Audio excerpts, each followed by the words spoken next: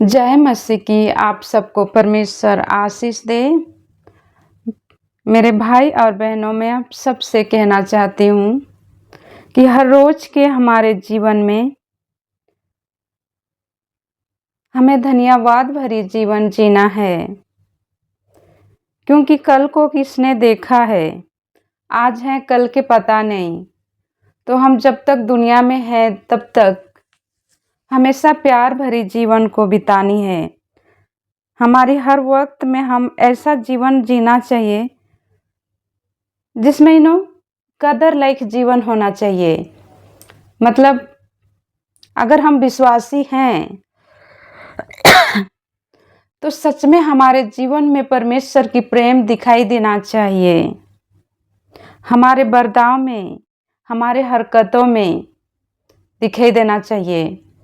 अगर हम विश्वासी कहते हैं कि हम विश्वास करते हैं परमेश्वर में, लेकिन हमारा बर्ताव में उनके प्यार नहीं दिखता, तो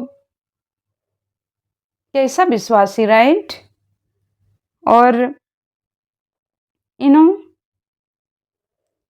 सोचा जाए तो जीवन से बढ़कर हमारे लिए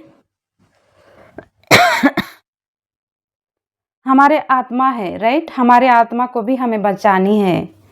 हम हमेशा अपने जीवन के बारे में सोचते हैं, हमारे हर वक्त के बारे में सोचते हैं, पर यह बात बिल्कुल सच है कि हम आत्मा के बारे में तो सोचते ही नहीं हैं, बहुत कम सोचते हैं, राइट।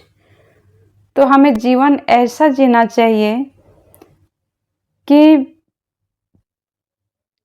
पवित्र लायक जीवन जीना चाहिए, परमेश्वर की वचन में जीना चाहिए, और ताकि हम परमेश्वर से अलग ना हो, जिंदगी के साथ और जिंदगी के बाद भी। दुनिया में हम कंप्लेन करते रहते हैं कि मेरे जीवन में सबसे बड़ा दुख है, तकलीफ है, मुझसे ज़्यादा तकलीफ तो कोई दुनिया में है नहीं। पर परमेश्वर के वचन में लिखा है कि इंसान को सहन के ऊपर कोई भी दुख नहीं दिया है परमेश्वर ने। दुख है हमारे जीवन में, पर बर्दाश्त करने के लायक है। हम बर्दाश्त कर सकते हैं, क्योंकि परमेश्वर हमें सहन शक्ति दिया है। हर एक इंसान को पवित्र आत्मा दिया है, राइट। हमारे अंदर सहन शक्ति है। तो बिना कंप्लेन किए हुए हमें दुख तकलीफ में नज़रअंदाज करते हुए आगे बढ़ते जाना है। और हमें जो कुछ भी चाहिए हमें परमेश्वर से मांगना चाहिए, और छोटी चीज़ हो या बड़ी चीज़ हो, हर चीज़ को हमें परमेश्वर से मांगना चाहिए, क्योंकि वो हमें बहुत प्यार करने वाला पिता है और वो जीवित खुदा है। उसका हर शब्द बाइबल में जो लिखा है वो जीवित है, और हर एक शब्द सच है। परंतु परमेश्वर एक धीरज परमेश्वर है, वो हमसे धीरज रखते हैं, राइट। हम कहीं पर कुछ चीज़ें मांगते हैं, पर हमें लगता है कि नहीं सुनते हैं या बहुत लेट से देते हैं, पर परमेश्वर कभी भी हमारे जीवन में लेट से काम नहीं करते, ना ही जल्दी करते। वो अपने टाइम के हिसाब से काम करते हैं, और वो हमें जानते हैं, समझते हैं, राइट। हमें लगता है जीवन में जब हमें बहुत तकलीफ से गुजरते हैं तो लगता है कि हमें कोई नहीं समझता है, कोई नहीं जानता है, कोई हमारे लिए दुनिया में नहीं है। पर परमेश्वर हर वक्त हमें देखते हैं, हमारे हर तकलीफ को वो समझते हैं, और वो चाहते हैं कि हम उनके पास जाएं, उनसे मांगे प्रार्थना के द्वारा, राइट। हम छोटे मोटे दुख तकलीफ आते हैं तो भागे भागे दूसरों के पास जाते हैं प्रार्थना करवाने के लिए, या फिर किसी भी वैद्य बिरिया किसी भी के पास।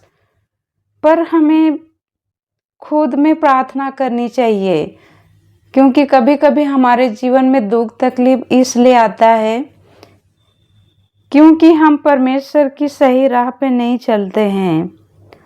और मैंने अपने जीवन में देखा है, एक समय था जब मैं बहुत प्रार्थना किया करती थी, मतलब कुछ बहुत साल पहले। अब उतना प्रार्थना नहीं करती हूँ मैं, और लगभग मेरे शादी का 4 साल हो रहा है। शादी से पहले बहुत प्रार्थना किया करती थी, पर एकदम से प्रार्थना करना कम कर दिया। तब से मेरे जीवन में बहुत सारा दुख आया, तकलीफ आया, और मुझे बहुत सारा दवाई खानी पड़ी, दवाइयाँ। बीपी बहुत ज़्यादा हाई होने लगा, और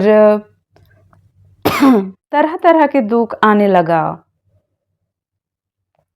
देखिए, दुख तो विश्वासी बनने पर भी आता है, लेकिन सच बात है कि जब हम विश्वास में रहते हैं ना, तो सहन शक्ति मिलता है अंदर से। पवित्र आत्मा हमें ताकत देता है, जिससे हमें बर्दाश्त होती है हर दुख हर तकलीफ।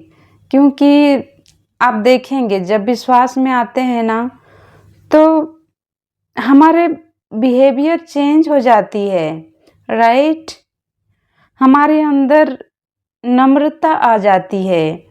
और अब देखेंगे, जब हम विश्वास से पहले कि कोई कुछ कहने पर जल्दी गुस्सा आया करता था, पर जब हम विश्वास में आ जाने के बाद कोई हमें गुस्सा करे या कोई हमारे खिलाफ गलत करे, लेकिन फिर भी हमेशा उनके लिए हमारे दिल में एक माफ़ी रहती है, राइट।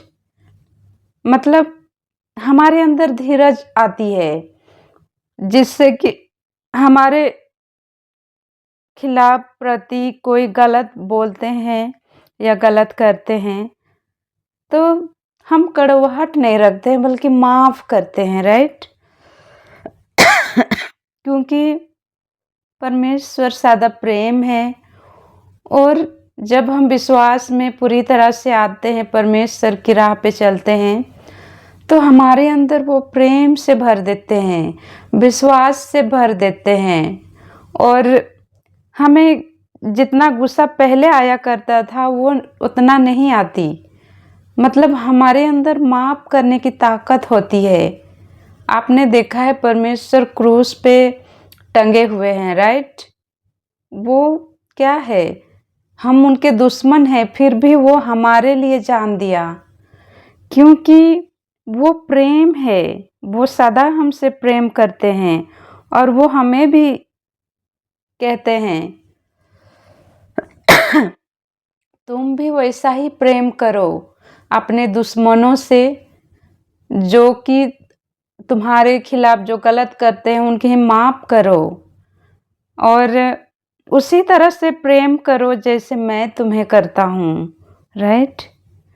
तो हमें कभी किसी का खिलाफ गुस्सा आता है या नफ़रत आती है तो हमेशा माफ़ करो। माफ़ करना सबसे अच्छी बात है। जब तक कोई हमारे खिलाफ गलत करते हैं, हम माफ़ नहीं कर पाते हैं, तो हमारे अंदर कड़वाहट भर जाती है, गुस्सा आती है अंदर से, और वो हमें ही नुकसान करता है, राइट। जब हम माफ़ करते हैं तो हमारे दिल दिमाग में शांति आ जाती है, राइट। परमेश्वर हमारे अंदर शांति भरते हैं। तो थैंक यू सो मच। लंबी वीडियो हो जाएगी, इसलिए बहुत बहुत धन्यवाद, और आप सबको परमेश्वर आशीष दे। Thank you. आमीन।